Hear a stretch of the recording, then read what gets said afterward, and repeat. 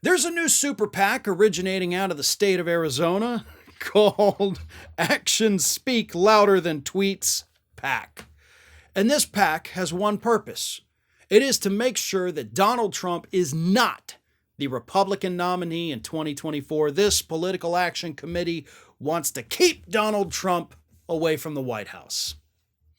So you would think, obviously, that Actions Speak Louder Than Tweets PAC, probably funded by a bunch of liberals or a bunch of, these moderate, mealy-mouthed, Trump-hating moderate Republicans, right? Well, no.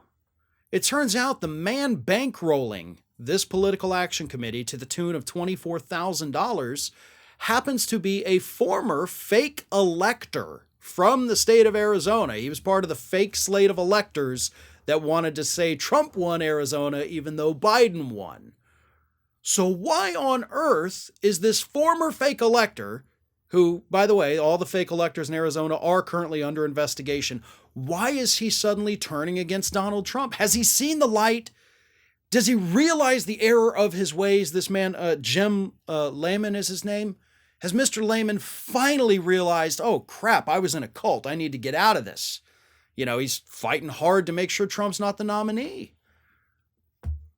No.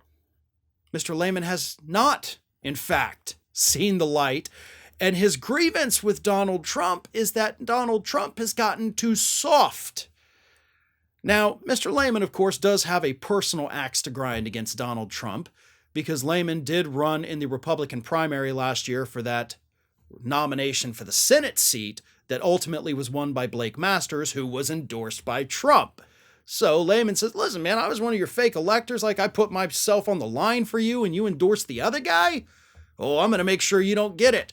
So this group, Actions Speak Louder Than Tweets, has been putting out ads talking about how Donald Trump endorsed Mitt Romney, talking about all these so-called moderate positions that Donald Trump takes, like, his support of red flag laws for gun owners, which is supported by a majority, like a super majority of people in the country, including a super majority of NRA members. Like, most people want this. Almost all people want that.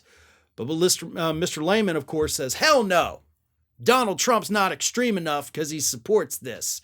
So Jim here is now supporting Ron DeSantis because he thinks, of course, DeSantis, that's the new extreme guy. That's the new far-right lunatic that I'm going to hitch my wagon to. Now, here's the problem with all of this, aside from it just being so damn stupid, is that the MAGA movement, I think, unfortunately, can survive without Donald Trump.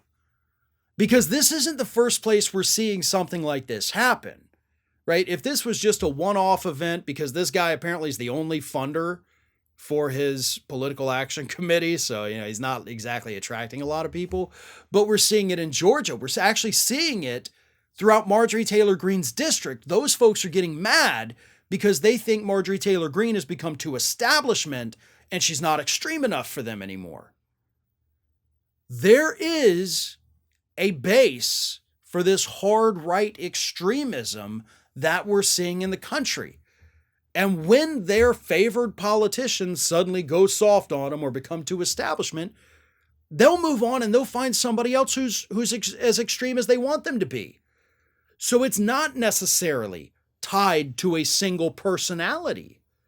They can move on and find even worse people, and that's what's scary for the future of this country.